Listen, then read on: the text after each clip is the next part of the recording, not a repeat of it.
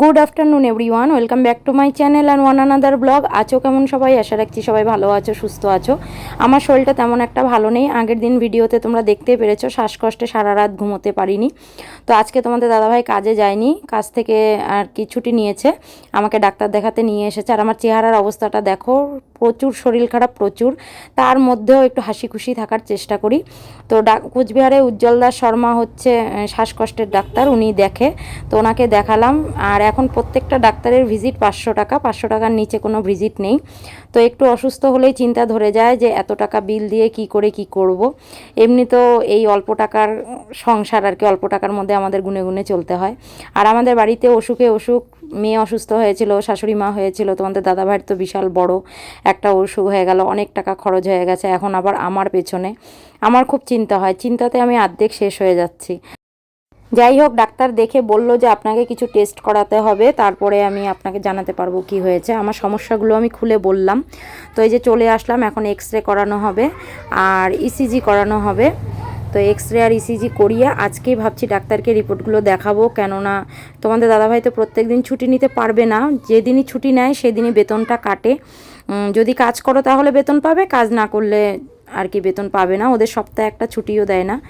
তো যাই হোক, আজকে ছুটি নিয়েছে, আমি চাই না যে এই অভাবের সংসারে প্রত্যেক দিন ছুটি নিক। তো চলে আসলাম এখানে। আমার এক চেনা জানা দাদার আর কি, এটা ল্যাবরেটরি না, সরি কী বলে এটাকে, যাই হোক আমি মনে পড়ছে না আপাতত। তো এখানে সব কিছু চেক করে। তো আমি চলে আসলাম, আমার এক্স রে হয়ে গেল, এখন ইসিজি করাবে। তো যাই হোক, তোমাদের একটা কথা বলি, প্রচুর টেনশনে এরকম অবস্থা হয়ে গেছে আমার।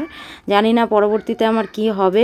ইসিজি রিপোর্ট মোটামুটি এসেছে, আর এক্স রে রিপোর্ট দেখে ডাক্তার বলল যে আপাতত কিছু বলতে পারছি না, আপনাকে ইকো করাতে হবে। তো ইসিজি আর এক্স রে করাতে আমার ভালোই খরচা পড়ে গেল। বুঝতেই পারছো বাইরে এসব করতে গেলে কতটা খরচা দরকার, কতটা টাকার দরকার। আর হাসপাতালে যদি করতাম তাহলে হয়তো বিনা পয়সায় হয়ে যেত, কিন্তু অনেক দিন দৌড়োদৌড়ি করে হাসপাতালে এসব করানো হয়, একদিনে সব কিছু হয় না। তো যাই হোক, আমি করে নিলাম। আর এদিকে দেখো ইসিজি করছে, আর এদিকে কিন্তু আমার প্রচুর শ্বাসকষ্ট হচ্ছে। আর এই শ্বাসকষ্টর জন্য আমি একটা রাতও ঠিকঠাক করে ঘুমোতে পারি না। অনেকেই বলছে যে ভ্যাকসিন নেওয়ার কারণে নাকি এসব হয়। আমরা ভ্যাকসিন নেওয়ার পর নাকি 3টা ভ্যাকসিন নেওয়ার পর নাকি অসুস্থ হয়ে পড়ছি, অনেকেই বলছে শ্বাসকষ্ট। তো আদৌ আমি জানি না যে ভ্যাকসিনের কারণে এগুলো হলো কি না। তো খুব খারাপ লাগছে, নিজেকে অসহায় মনে হচ্ছে।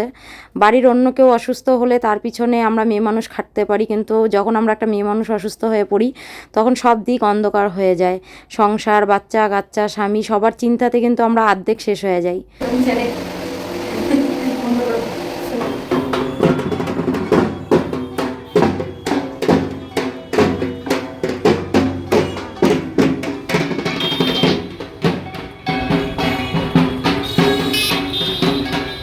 রাত পোহালেই মনসা পুজো, আমার মায়ের বাড়িতেও মনসা পুজো হয়। তো মূর্তি দিয়ে হয় না, নাগ দিয়ে হয়। এখানে বলে গেছিলাম যে আমাদের একটা 9 নাগের দরকার। তো চলে আসলাম, এটা হচ্ছে কুচবিহার গুঞ্জবাড়ি। এখান থেকে এখন আমরা ঠাকুর নেব। আর ঠাকুর পূজার কিছু বাজার ছিল, সেগুলো আমরা করে নিয়েছি, সেটা আর তোমাদের সাথে শেয়ার করা হলো না। তো দেখো ঠাকুরগুলো কি ভালো লাগছে, আর বিশেষ করে নাগগুলো দারুণ লাগছে কিন্তু দেখতে। তো এই ঠাকুর নিয়ে এখন আমি বাড়ি চলে যাব। এই যে সামনেরটা দেখতে পাচ্ছ 9 নাগ, এটা আমি নিয়ে বাড়ি আসব। আর কালকে হচ্ছে মায়ের বাড়িতে পুজো, বেশি বড় করে না, সামান্য করে একটু আর কি দুধ কলা দিয়ে পুজো করা হবে। আর যেহেতু নাগ আছে বাড়িতে, নাগটা চেঞ্জ করা হবে। তো চলো ঠাকুর নিয়ে বাড়ি যাব এখন। বাড়ি এসেছি, আর এসেই রান্নাবান্না বসিয়ে দিলাম। অনেকটা রাত হয়ে গেছে। এসে আগে মায়ের বাড়িতে ছিলাম, পূজার সামগ্রী বাজার করে নিয়ে এসেছি, সেগুলো মাকে দিয়ে দিলাম বুঝিয়ে। আর বাড়িতে এসে আলু সিদ্ধ ভাত বসিয়ে দিয়েছি। আর এগুলো হচ্ছে মাশরুম। তোমাদের আগের ব্লগে বলেছিলাম যে আমি মাশরুম রান্না শেয়ার করব, কিন্তু মাশরুমগুলো ফ্রিজে থাকতে থাকতে একটু কেমন হয়ে গেছে। তো তোমাদের দাদাভাই বললো এগুলোর পকোড়া করে নাও। রাত্রেবেলা আলু সিদ্ধ আর পকোড়া দিয়েই আমরা খেয়ে নেব।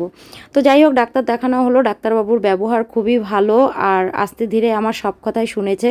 আমাকে বলল যে শ্বাসকষ্টটা কবে থেকে আপনার হয়েছে। তো আমি বললাম যখন আমার স্বামী অসুস্থ ছিল, ব্যাঙ্গালোরে আমরা করোনার সময় ছিলাম, তখন আমার পাকাতে থেকে 2 দিন খুব জ্বর এসেছিল আর কাশি হয়েছিল, তখন থেকেই শ্বাসকষ্টটা। তো উনি বলছে যে আরও অনেক কিছু চেক করাতে হবে, আপাতত আপনাকে কিছু ওষুধ আমি লিখে দিচ্ছি, সেগুলো খেয়ে দেখতে পারেন। আর রাত্রেবেলা ভাত ধরো আমি খেতে পারি না, তো আজকে ভাত খাবো, ওষুধ খেলে ভাত খেতেই হবে বলছে, তো অল্প পরিমাণে ভাত খাবো। আর বিশেষ করে আমার রাত্রেবেলা ভাত খাওয়াটা একদমই নিষিদ্ধ, কেননা রাত্রেবেলা ভাত খেলে আমার হাত পা ফুলে যায়, প্রচুর গা ব্যথা করে আর শ্বাসকষ্ট বেশি হয়। একটা দিন আমিও ভালো করে ঘুমোতে পারি না, আমার সাথে সাথে তোমাদের দাদাভাইও ঘুমোতে পারে না।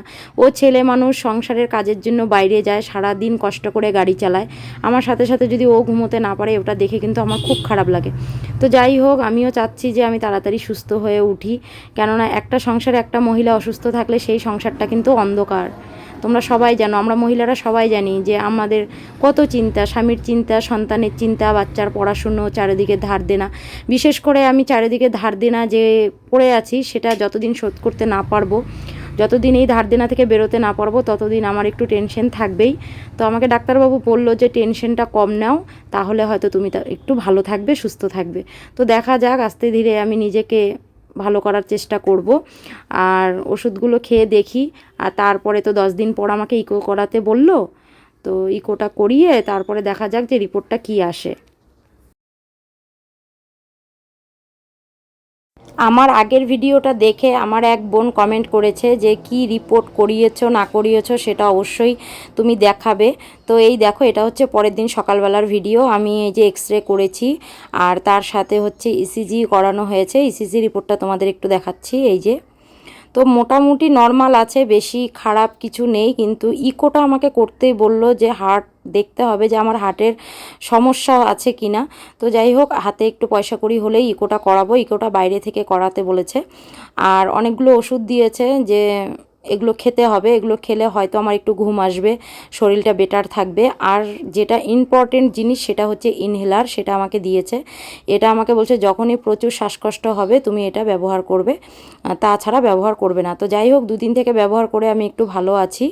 তো তোমরাও ঠাকুরের কাছে প্রার্থনা করো যেন আমিও তাড়াতাড়ি ভালো হয়ে যাই, কেননা আর এই অসুখ জিনিসটা আমার একদম ভালো লাগছে না।